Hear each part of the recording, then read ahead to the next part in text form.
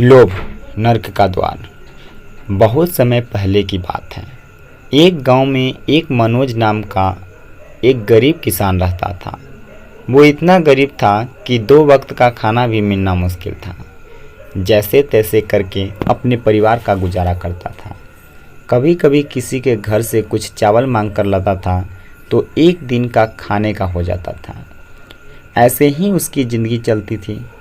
मनोज एक बार रात में सो रहा था तो सोए सोए सोचने लगा कि ऐसे ही चलता रहा तो मेरा परिवार एक दिन भूखा मर जाएगा। ऐसा ना हो इसलिए मुझे कुछ न कुछ उपाय ढूंढना पड़ेगा। उसके दूसरे दिन मनोज सुबह सुबह अपने घर से काम ढूंढने निकल गया।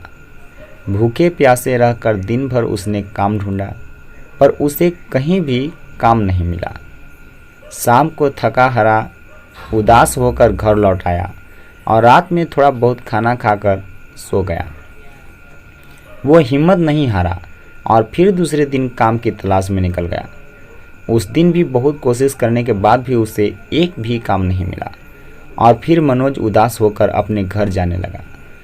वो दूसरे गांव से होकर जा रहा था तो उसने देखा कि उस गांव में एक बहुत बड़ी लाइन में लोग खड़े हुए थे। मनोज वहां पहुंचा तो देखा कि एक जमींदार गरीब और असहाय लोगों की मदद कर रहा था। किसी को घर की ज़रूरत थी तो घर दे रहा था, किसी को ज़मीन की ज़रूरत थी तो ज़मीन, और किसी को अनाज की ज़रूरत थी तो अनाज दे रहा था। ये सब देखकर उसके मन में लोभ आ गया और सोचा कि अगर मैं भी इस लाइन में खड़ा हो जाऊं तो मुझे भी कुछ न कुछ मिल ही जाएगा, और वह लाइन में लग गया। धीरे धीरे उसकी बारी आई। जमींदार उससे पूछा, अब तुम बताओ तुम्हें क्या चाहिए। मनोज हाथ जोड़कर बोला कि साहब मुझे आप कुछ ज़मीन दे देंगे तो बड़ी मेहरबानी होगी। जमींदार बोला, ठीक है, तुम एक काम करो, कल सुबह से चलना शुरू करो और सूरज डूबने से पहले तुम उसी स्थान पर वापस आ जाओ जहाँ से चलना शुरू किए थे। उस घेरे में जितना भी ज़मीन आएगा वो सब तुम्हारा हो जाएगा। जमींदार की बात सुनकर मनोज बहुत खुश हो गया और दूसरे दिन एक स्थान पर निशान गाड़ा और वहां से चलना शुरू कर दिया। उसने चलते चलते सोचा कि बड़ा लंबा घेरा लूँगा और बहुत अधिक ज़मीन मिलेगी।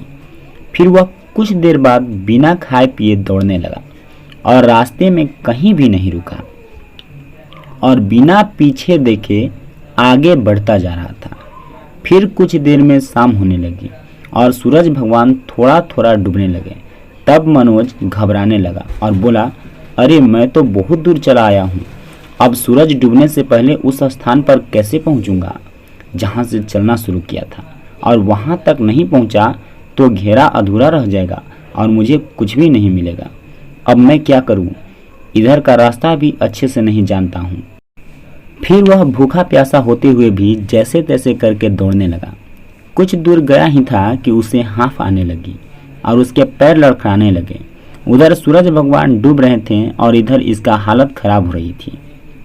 कुछ देर बाद सूर्यास्त हो गया और वह बेहोश होकर जमीन पर गिर गया और थोड़ी ही देर में उसकी मृत्यु हो गई।